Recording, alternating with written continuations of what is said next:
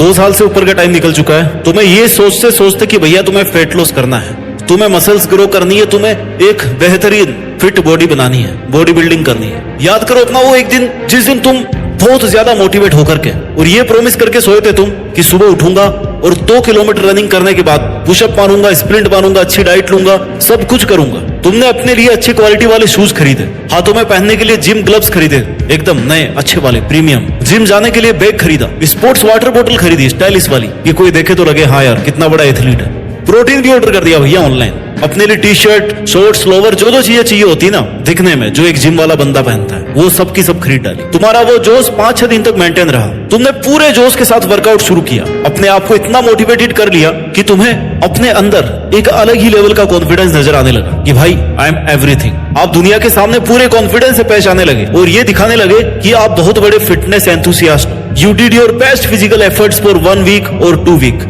और फिर तुम्हारे वर्कआउट में क्वालिटी कम होने लगी। उसके बाद तुमने अपना पहला ब्रेक मारा ये सोचकर कि यार रेस्ट भी तो जरूरी है बॉडी को। बिल्कुल सही बात है, फिजिकल रेस्ट भी उतना ही जरूरी है जितना ज्यादा जरूरी वर्कआउट होता है फिटनेस गोल्स को अचीव करने के लिए। और इसके बाद तुम एक के बाद एक करके बहुत सारे ब्रेक्स मारने लगे, ब्रेक पे ब्रेक, ब्रेक पे ब्रेक। और इसके बाद तुम्हारी कंटिन्यूटी कभी भी मेंटेन नहीं रह पाई। उस दिन से लेकर के आज तक तुम्हारे उन जिम के ग्लव्स को धूल खा चुकी है। तुम्हारे उन शूज के बाद ना जाने और कितने फैंसी शूज आए और चले गए। जब मन किया तुमने वो प्रोटीन का एक स्कूप डाल के पी लिया और अपने आपको ये यकीन दिलाया कि आप बिना वर्कआउट किए भी अच्छी डाइट लेकर के अपने फिटनेस के गोल्स को अचीव कर सकते हो। हाँ भाई बिल्कुल कर सकते हो, बट उस प्रॉमिस का क्या जो आपने अपने खुद के साथ किया था कि मुझे ऋतिक रोशन जैसी बॉडी बनानी है, मुझे टाइगर श्रॉफ जैसी फिटनेस अचीव करनी है, मुझे द रॉक जैसी मसल्स ग्रो करनी है। उन धोखों का क्या जो तुम्हारे साथ हुए हैं, उन कमेंट्स का क्या जिनमें ये दुनिया तुम्हें बोलती थी कि यार आजकल कैसे ऐसे मुरझाए हुए से लगते हो। आज आपको सब बातें छोड़ करके एक बात पर फोकस करना होगा कि अगर आपके लिए आपका वो फिटनेस गोल इतना जरूरी नहीं था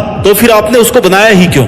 आपको इन दोनों बातों में से एक बात को चूज करनी पड़ेगी कि आपको एक बेहतरीन स्टील बॉडी बनानी है या फिर अपने आप को ऐसा कमजोर सा मुरझाया हुआ सा दिखाना है जिसको दुनिया दबाना चाहेगी, कुचलना चाहेगी। Life is all about the decisions you make and those decisions come from your choice. Choices come from needs और आपके नीड्स को आपसे बेहतर कोई नहीं समझ सकता, कोई नहीं जान सकता। Not even your parents, not even your brothers, sisters, friends, no one, not even your closest person in the world. अपने आप को पूरी तरह से जानने का अधिकार केवल आपका है। ये आप इतना गिर गए हो कि ये अधिकार भी खो चुके हो। ये आप क्या बनना चाहते हो।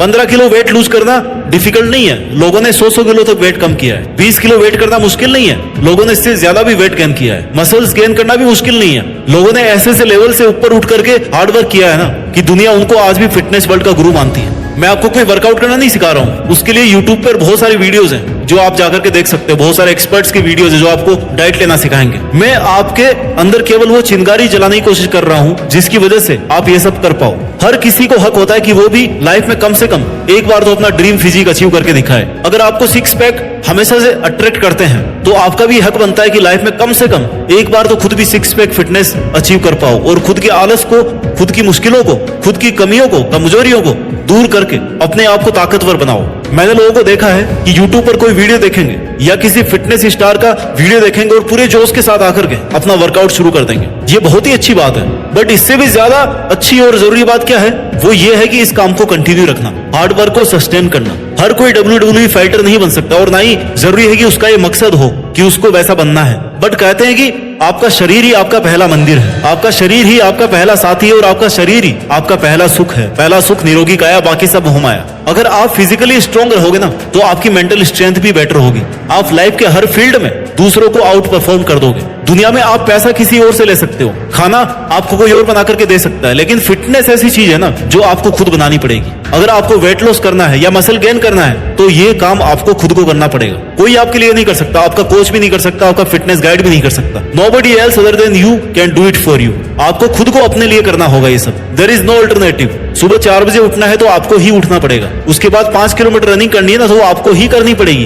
वीक में अगर 5 बार जिम जाना है तो वो आपको ही जाना है, आपको ही पसीना बहाना है, आपको ही अपने हाथ पैर तोड़ने हैं। एक अच्छी डाइट लेनी है तो आपको ही लेनी पड़ेगी, एक अच्छी रिकवरी स्लीप लेनी है तो वो भी आपको ही लेनी है, मेंटल और इमोशनल डिसिप्लिन रखना है ना तो वो आपको खुद को ही रखना पड़ेगा, आपको खुद को ही बनाना पड़ेगा। These all are parts of your fitness goals and only you have to achieve this, you have to perform this. If you cheat with yourself it's only you who will be loser, who will be sufferer. दुनिया तो बाद में ऐसे कि पहले आप loser बन जाओगे। ऐसा नहीं है कि फिट दिखना केवल फिल्म स्टार्स का, सेलिब्रिटीज का ही काम है। ये हर उस एक इंसान का हक है जिसको ऊपर वाले ने ये शरीर दिया है। आपका फिटनेस गोल क्या है ये आप डिसाइड करोगे, आपको उसको कैसे अचीव करना है ये आप डिसाइड करोगे। आपको वीक में 5 घंटे निकालने हैं, 7 घंटे निकालने हैं, 10 घंटे निकालने हैं, ये आप डिसाइड करोगे कि आपको क्यों निकालने हैं, कहां से निकालने हैं। Train yourself in the best way you can, train yourself in a way that you can defeat each and every difficulty in your life. जब आप अपने लिए एक सिमुलेटेड डिफिकल्टी लेवल तैयार करते हो ना और उसको हराने की ट्रेनिंग करते हो, तभी आप रियल लाइफ में रियल लाइफ के स्ट्रगल्स को आसानी से हरा पाते हो। Success is not a luck,